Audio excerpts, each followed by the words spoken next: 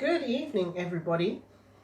It's Valerie Ling, clinical psychologist here, coming to you impromptu live, actually from my home office.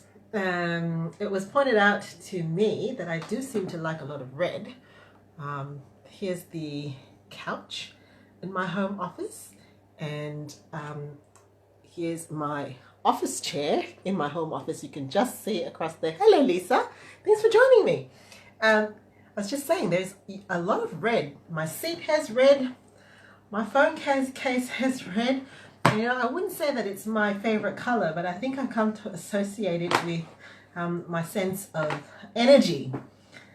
Red energy in my office space. What are you up to today, Lisa? Where are you watching from?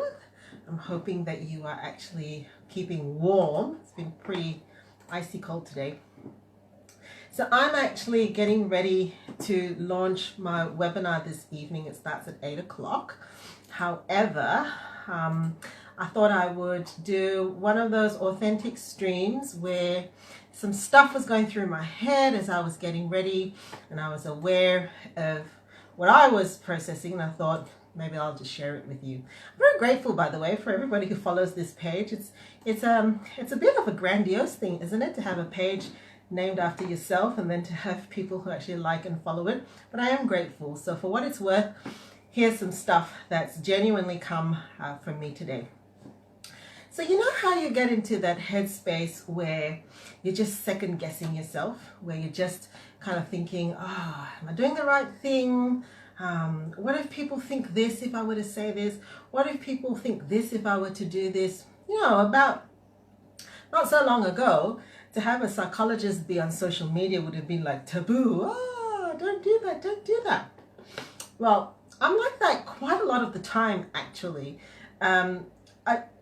It's hard when you're in that headspace and you're just wondering, but you know what I realized today?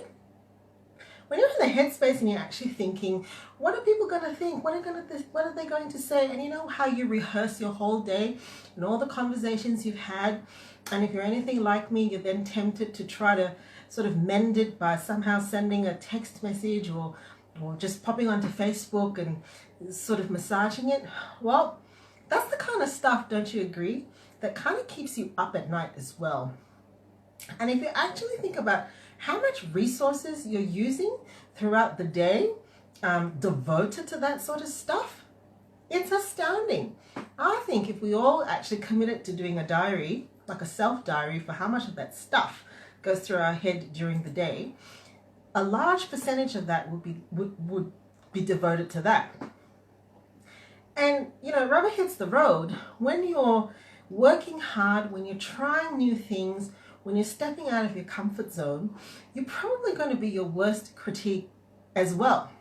So add that, and then add what you're expecting other people to say. So my thing today was stop asking, Valerie. Hey, Kim, thanks for joining me. Good evening. I'm just talking about, when you're stepping out of your comfort zone, trying out some new things, mostly because you believe in this stuff. Like, I really believe in what I do. But then you start second guessing yourself. I realized today that stop asking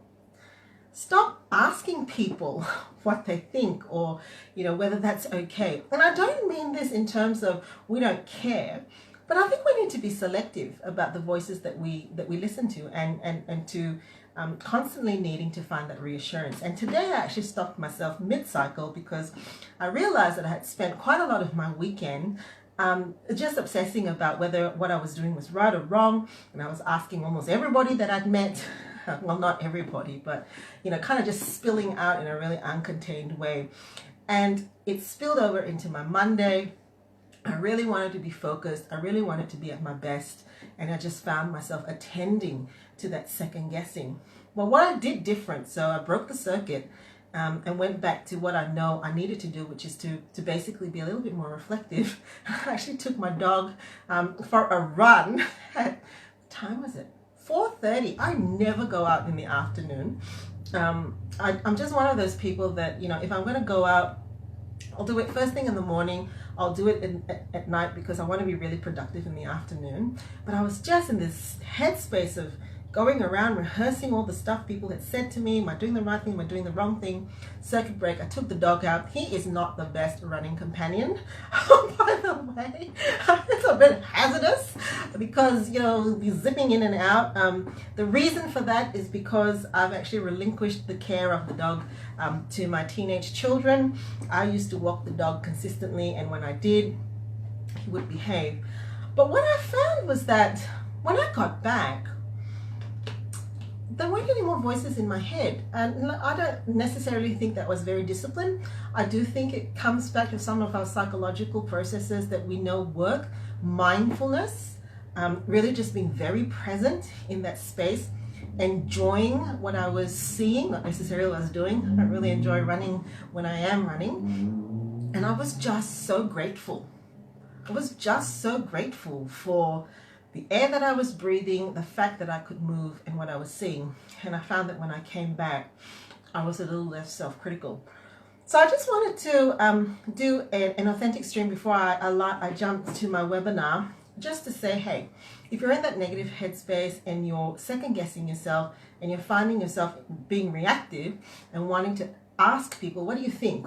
Or rehearsing conversations in your mind, it's probably time to have a circuit breaker. Probably time to stop asking, stop rehearsing, and stop those conversations in your head and head for something different. So I hope you all have a very lovely evening. Thank you for watching, Kim and Lisa. Would love to know what your thoughts are. One more person right at the end. Good evening, Tess. Welcome to Room Red, Studio Red. I have to show you my mic. You might appreciate this. Tess, who podcasts. Look at that. That's what I use for my webinars. Anyways, enough about that. I'm just about to hop off, so I'll catch you later. Thanks for joining me.